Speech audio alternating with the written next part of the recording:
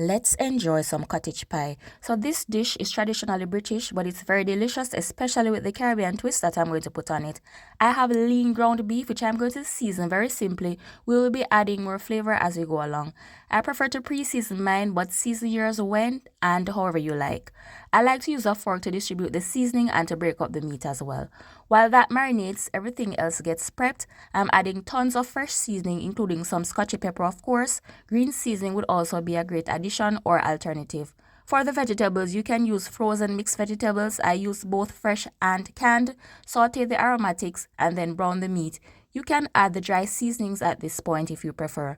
I added jerk seasoning and this meat sauce for an island flair and a little browning, which is optional. After everything is cooked, I added the peas because I use canned, then layer and bake. Recipe and details are below. As always, live life to the fullest and just enjoy food.